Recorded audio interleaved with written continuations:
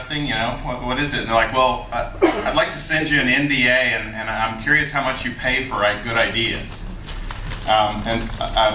Maybe I'm just arrogant or something, but that's always just really galled me, that people think that, you know, there's just no ideas out there.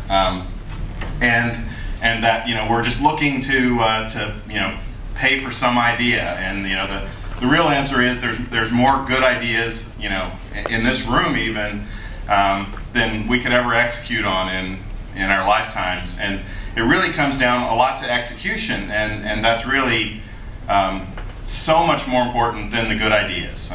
That's maybe blasphemy for the topic here and everything, but you know, really being able to execute and take an idea and do something with it, it is just a skill that is way more valuable than coming up with the ideas.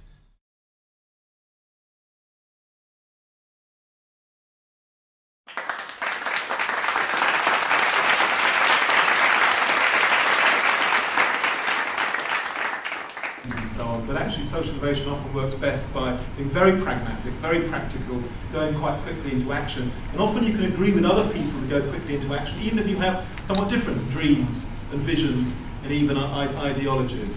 And I think it's making sort of practice lead this rather than theory.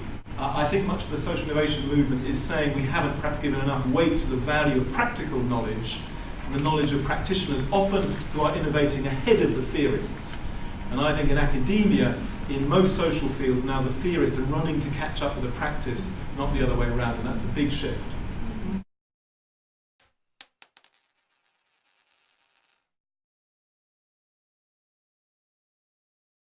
And if you're building a company that's based on a product or a service, you need to understand who your participatory audience is. And I do say participatory audience because I really don't think that you can shoot out information to a group of people, hope that they're going to buy your product without them coming back to you and saying, hey, we like this, we don't like that, and that there isn't an exchange. There has to be a two-way dialogue there. There's a conversation.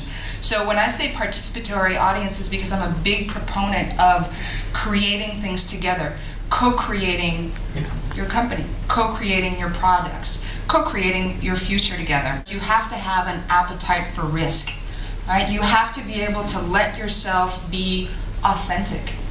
You have to be able to communicate not just when things are going well, but also when things aren't going so well. Especially if you've got two people, right? You and I, sir, two people. And let's say that we have 25 people between us, right? So it doesn't necessarily have to be our best friends, but people that we know in common. And looking around at the conference, that's probably true at this point, right? So 2 to the power of 25, which is simply Reed's law, is over 33 million opportunities to build on those relationships. Now, of course, you can't invest in all of these relationships. So again, these connected technologies allow you to evaluate which relationships are worth investing in, right? So that you can get that network effect. Whoops.